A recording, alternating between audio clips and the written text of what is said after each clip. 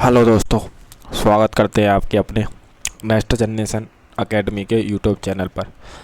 आज अपन कंप्यूटर की क्लास करेंगे। ये ग्रुप 4 एंड पटवारी के लिए रहेगी। एमपी में जहाँ भी कंप्यूटर आता है आप देख सकते हैं, ये थ्योरी क्लास है। इससे पहले अपन एमसीक्यू करवा चुके हैं, आप प्ले लिस्ट में जाकर देख सकते हैं। इसमें इम्पोर्टेंट फैक्ट लिए गए हैं एकदम। तो अपन स्टार्ट करते हैं बिना किसी देरी किए हुए। कंप्यूटर का मूल परिचय। तो कंप्यूटर शब्द की उत्पत्ति लैटिन भाषा के कंप्यूटर से बना है, जिसका अर्थ गणना करना होता है। कंप्यूटर के जनक चार्ल्स बेबेज हैं को कंप्यूटर का जनक कहा जाता है।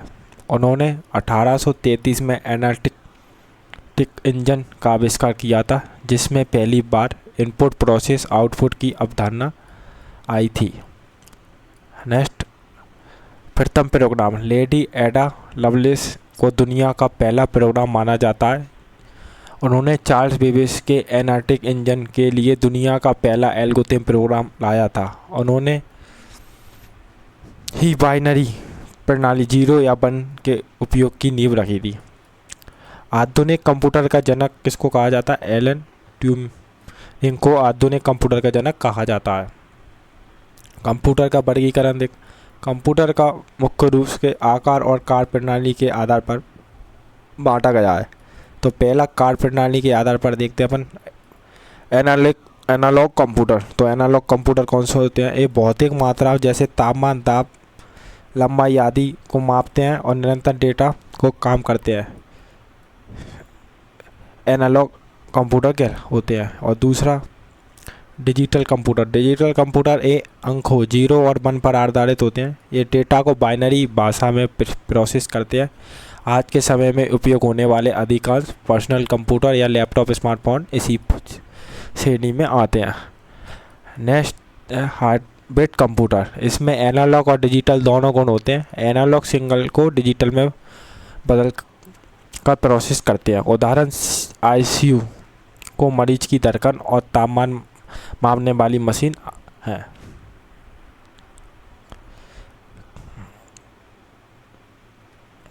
अब आकार और क्षमता के आधार पर देखते हैं। आकार और क्षमता के आधार पर हम माइक्रो कंप्यूटर, इसे पर्सनल कंप्यूटर भी कहते हैं माइक्रो को। इसमें माइक्रो प्रोसेसर का उपयोग होता है।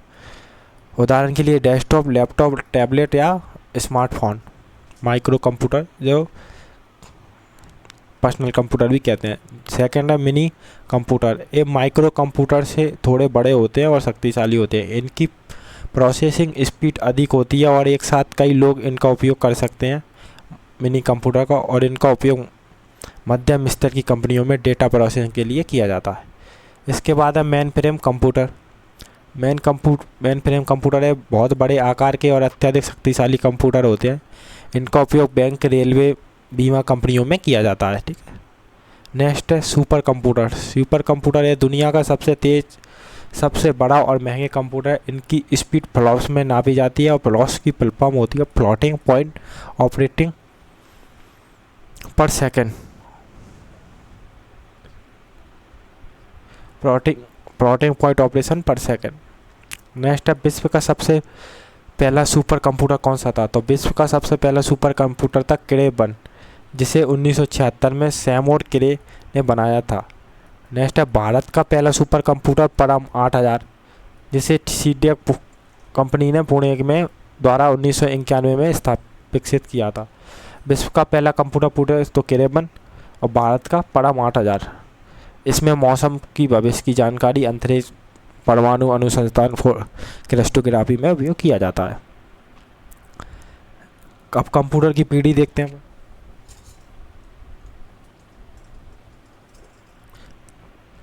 दोस्तों, सेशन पसंद आया तो लाइक शेयर करें। इसमें केवल अपने कंप्यूटर के इम्पोर्टेंट फैक्ट ही डिस्कस किए। तो अपन प्रथम पीढ़ी में देखते हैं। प्रथम पीढ़ी का समय काल है 1940। ये इंपॉर्टेंट नहीं है, लेकिन इसमें प्रथम पीढ़ी में क्या पूछा जाता है? Vacuum tube. ठीक है। उपयोग होने वाली मशीन भाषा का उपयोग किया गया था। आकार में बहुत बड़े, अत्यधिक बिजली और गर्मी की खपत थी। प्रथम पीढ़ी में वैक्यूम ट्यूब का उपयोग किया गया था और मशीनी भाषा का प्रयोग। द्वितीय पीढ़ी में ट्रांजिस्टर का उपयोग किया गया है, जिसमें मैग्नेटिक कोड मेमोरी असेंबली भाषा और उच्च स्तरीय भाषाएं जैसे फोर्ट्रन और कोबाल। फोर्ट्रन और कोबाल कैसी भाषा, उच्च स्तरीय भाषा जो दूसरी पीढ़ी में उपयोग किया गया है। वैक्यूम ट्यूब में से छोटे थे और तेज और कम बिजली खपत करने वाले कम थे। ठीक है। तीसरी पीढ़ी में आईसी का उपयोग किया गया है, इंटीग्रेटेड सर्किट, जिसमें सेमीकंडक्टर मेमोरी कीबोर्ड मॉनिटर उपयोग किया जाता है। और आईसी को जैक किल्बी और रॉबर्ट नाइक ने आईसी का आविष्कार किया है। चौथी पीढ़ी में माइक्रो प्रोसेसर बीएलएसआई का प्रयोग है, जिसमें बीएलएसआई की फुल फॉर्म याद होना चाहिए, very large circuit integration. Semiconductor ये इतना महत्वपूर्ण नहीं है।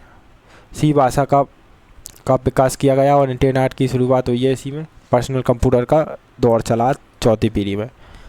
पांचवी पीढ़ी ULSI ultra large scale integration और आर्टिफिशियल इंटेलिजेंस। ठीक है, इतना ही इम्पोर्टेंट है इसमें।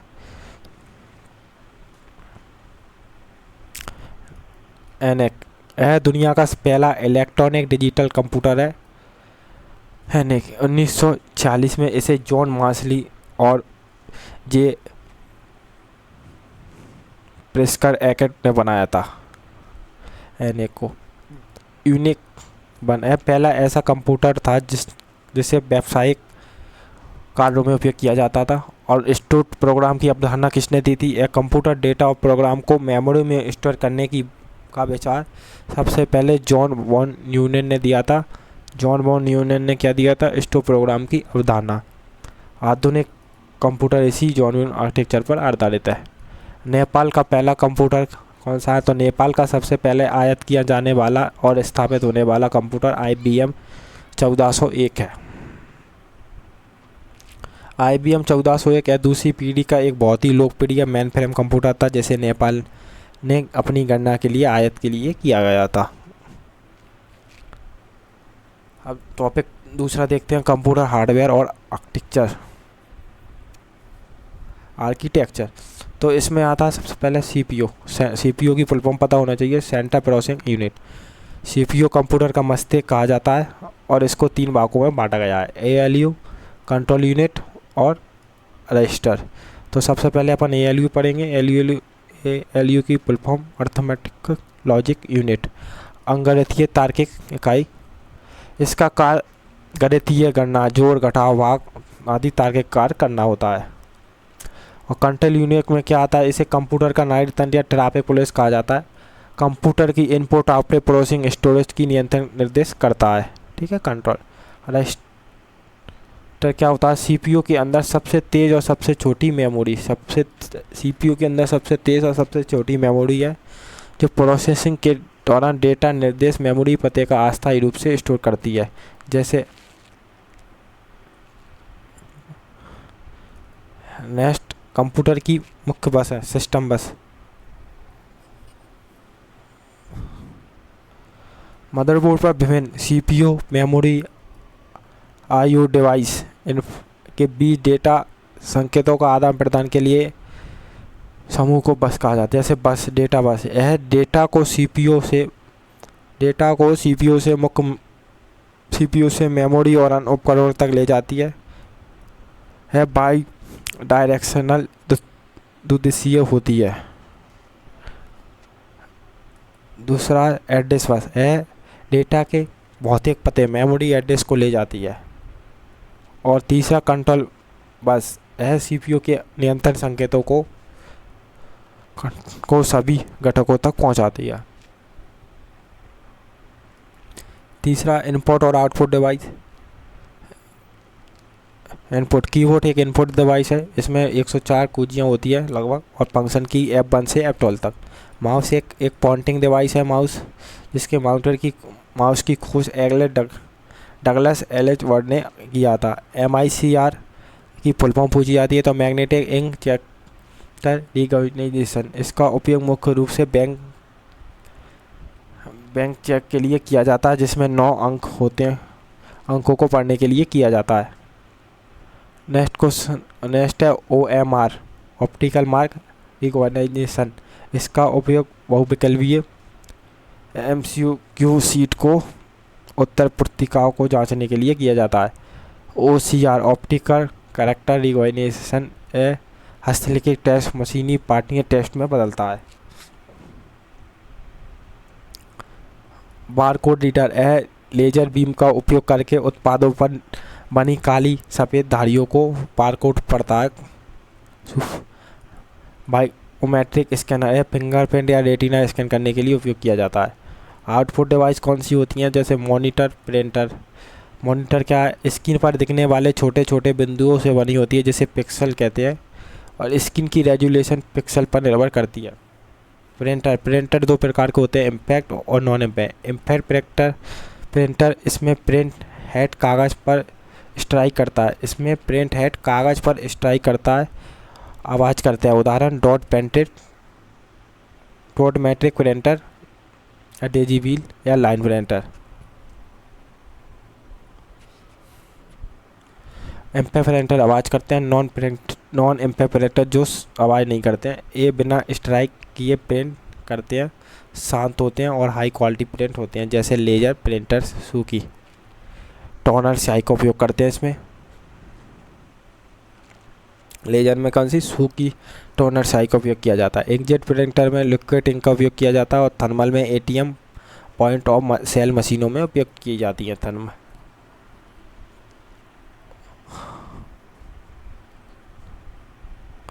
प्लॉटर एक आउटपुट डिवाइस है जिसका उपयोग ग्राफिक, नक्शे, बैनर आदि बनाने में उपयोग किया जाता है। मदरबोर्ड और पोर्ट्स। मदरबोर्ड कंप्यूटर का मेन सर्किट बोर्ड कहा जाता है।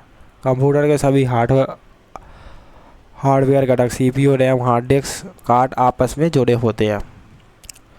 USB की full form universal serial bus. Mouse, keyboard, pen drive आदि जोड़ने के लिए USB का उपयोग किया जाता है। HDMI की फुल फॉर्म होना चाहिए। ऑडियो और वीडियो दोनों को एक साथ हाई क्वालिटी में ट्रांसफर करने के लिए HDMI का उपयोग किया जाता है, जैसे लैपटॉप को टीवी से जोड़ना हो। BGA की फुल फॉर्म होना चाहिए। वीडियो ग्राफिक एरे, मॉनिटर को CPU से जोड़ने के लिए इसमें नीले रंग के 15 पोर्ट होते हैं BGA में। RJ15 लैन केबल या इंटरनेट जोड़ने के लिए इसका उपयोग किया जाता है।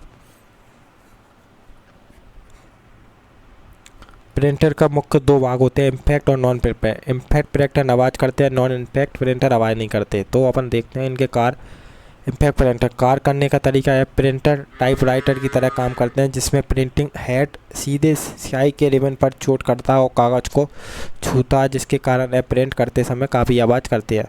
गति इनकी धीमी होती है और कैरेक्टर प्रिंटर और लाइन प्रिंटर की श्रेणी में आता है। ठीक है, इनके उदाहरण है डॉट मैट्रिक प्रिंटर और डेजी व्हील प्रिंटर और लाइन प्रिंटर। तो अपन एक एक करके समझते हैं। डॉट मैट्रिक प्रिंटर सबसे लोकप्रिय इम्पैक्ट प्रिंटर है, जिसमें पिंस का एक मैट्रिक्स होता है जो डॉट डॉट करके कागज़ पर अक्षर से ग्राफिक बनाता है। इसका उपयोग आज भी बैंकों, railway, multi copy, carbon copy बना रसीद के प्रिंट करने के लिए किया जाता है, क्योंकि ये दबाव के कारण आती हैं। डीजी और मैन याद रखते हैं पॉइंट को। इनके इम्पैक्ट प्रिंटर के अंदर क्या आता है ये देख लेते हैं। Dot matric printer, line printer और डेजी व्हील प्रिंटर, और इसमें कोई ख़ास है नहीं। Non impact printer, non impact printer में आता है लेजर प्रिंटर और inkjet printer, thermal printer.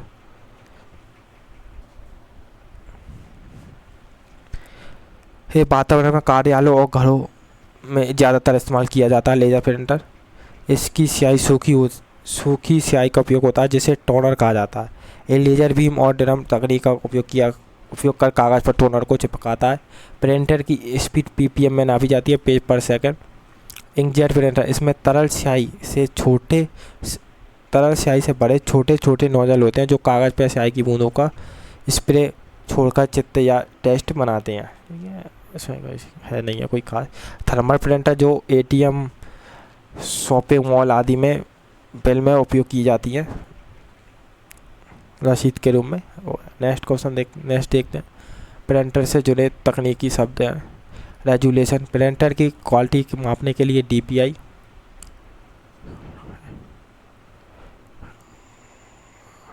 Dot पर इंच इसकी full form. Spooling operating system की एक तकनीक है जिसमें प्रिंटर को भेजे जाने वाले डेटा को पहले अस्थायी रूप से हार्ड डिस्क या मेमोरी में स्टोर कर लिया जाता ताकि सीपीयू धीमे प्रिंट से इंतज़ार में रुके बिना अन्य कार्य कर सके। मदरबोर्ड देखते हैं। मदरबोर्ड सिस्टम बोर्ड या प्लानर बोर्ड भी कहा जाता है। मुख्य रूप में कंप्यूटर के सभी प्रमुख घटक CPU, RAM, hard disc, graphic card ये आपस में जुड़े होते हैं।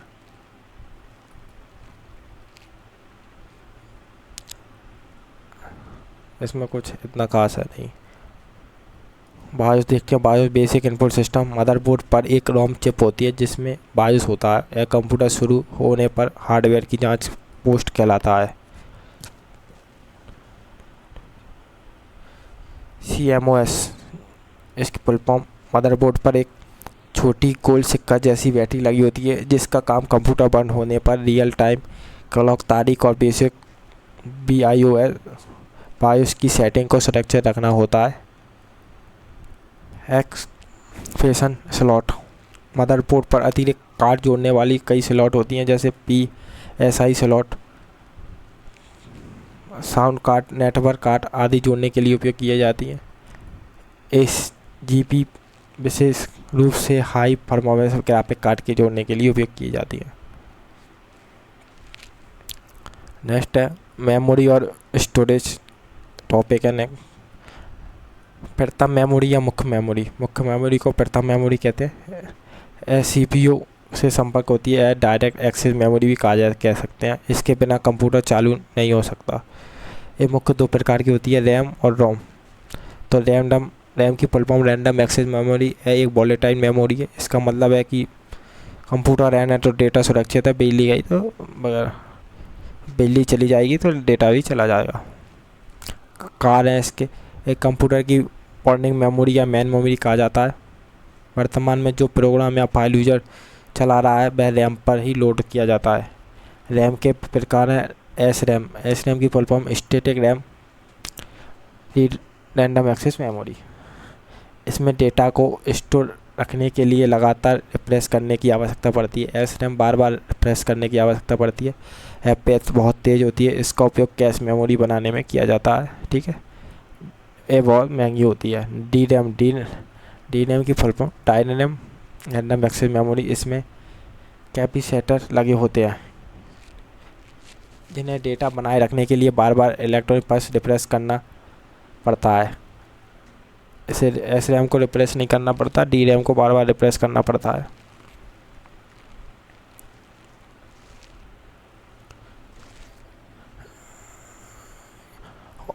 SDRAM सिस्टम ब्लॉक के साथ सिंक होकर काम करती है। इसकी गति बढ़ जाती है। DDRM वर्तमान में आधुनिक कंप्यूटर और स्मार्टफोनों में DDR3, DDR4, DDR5 रैम का उपयोग होता है जो एक क्लॉक साइकिल में डबल डेटा ट्रांसफ़र करती है। रोम रीड ओनली मेमोरी प्रकृति है, एक नॉन वॉलेटाइल मेमोरी है, यानी कंप्यूटर बंद होने पर डेटा डिलीट नहीं होता है। ठीक है, यही है इसमें। और देखते हैं रोम के प्रकार हैं PROM, EROM और EEPROM। PROM में इसमें यूजर या मैन्युफैक्चरर द्वारा केवल एक बार प्रोग्रामिंग करने डेटा डालना किया जाता है। एक बार प्रोग्राम किया जाता है, इसके बाद इसमें बदलाव नहीं किया जा सकता। PROM में एक बार डेटा गया तो उसमें बदलाव नहीं किया जा सकता। EEPROM में इसमें केवल इसमें लिखे हुए पुराने डेटा को पराबैंगनी किन्ने से डालकर मिटाया जा सकता है और नया डेटा लिखा जा सकता है। EEPROM में इसमें मिटाया और लिखा दोनों जा सकता है। EEPROM इसमें डेटा को पराबैंगनी के माध्यम से विद्युत सिग्नल के जरिए मिटाया और दोबारा लिखा जा सकता है। इस तकनीक पर फ्लैश मेमोरी जैसे pen drive, SSD memory card काम करती हैं।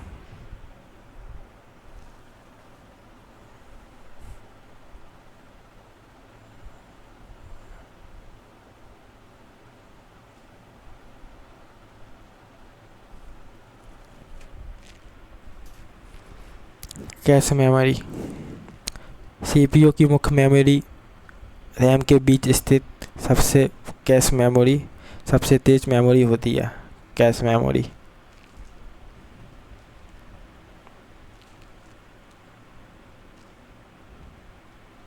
सेकेंडरी मेमोरी को सहायक मेमोरी कहते हैं। ए नॉन वोलेटाइल मेमोरी है, इसका उपयोग भारी मात्रा में सॉफ्टवेयर फाइलों के रूप में सुरक्षित रखने के लिए उपयोग किया जाता है। ये अब इसको देखते हैं। चुंबकीय disc, hard disk drive.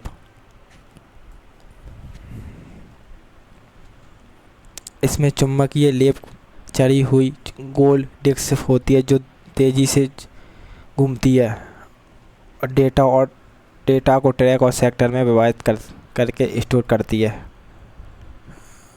Floppy disk, यह प्लास्टिक की बनी एक परत चुंबकीय डिस्क होती है जिसकी स्टोरेज क्षमता बहुत सबसे कम होती है, 1.44 MB होती है। ऑप्टिकल डिस्क, इसमें लेज़र बीम का उपयोग करके डेटा को पढ़ा और लिखा जाता है। CD-ROM कॉम्पैक्ट डिस्क, इसकी क्षमता 700 MB होती है, जो CD-ROM, CDR इसके अंतर्गत आते हैं। DVD डिजिटल वर्सटाइल डिस्क, इसकी क्षमता CD में लगभग 4.7 GB से 17 GB तक होती है। ब्लू-रे DVD की फुल फॉर्म होना चाहिए digital versatile disc.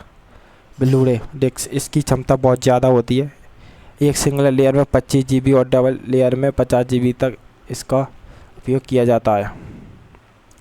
B-ROM disc, bite बस रीड मैनी, यह एक ऑप्टिकल डिस्क है जिस पर केवल डेटा एक बार लिखा जाता है, लेकिन उसके बाद इसे भविष्य में कई बार पढ़ा जा सकता है। सॉलिड डिस्क ड्राइव, SSD, इसमें कोई घूमने वाला मैकेनिकल पुर्जा नहीं होता, यह पूरी तरह इलेक्ट्रॉनिक प्लस मेमोरी पर आधारित होती है। मेमोरी की माप है।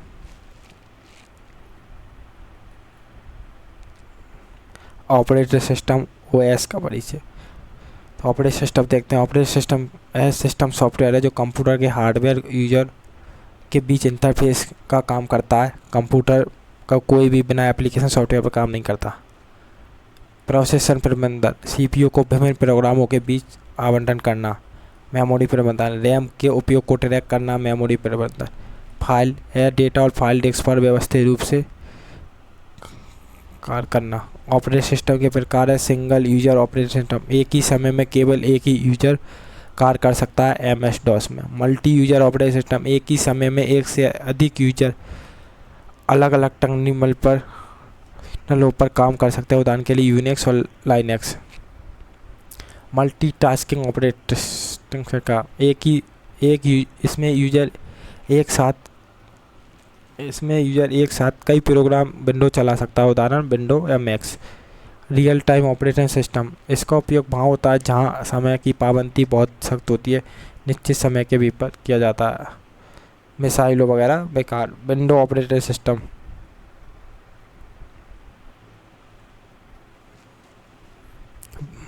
माइक्रोसॉफ्ट द्वारा विकसित है दुनिया का सबसे लोकप्रिय GUI graphic user interface. Control panel की फाइलों का स्टैक से याद होना चाहिए। .cpl, इसके विंडो कंट्रोल पैनल की सेटिंग फाइलों का एक्सटेंशन है। कंट्रोल पैनल, टास्क बार और स्टार्ट बटन, विंडो में help and store support menu को सेटिंग स्टार्ट बटन पर मिलती है। लाइनक्स और यूनिक्स है multi user multitasking operating system है जिसमें 1969 में AT&T के बेल लैब्स में केन थॉमसन और डेनिस रिची ने बनाया था। यह मुख्य रूप से C प्रोग्रामिंग भाषा है।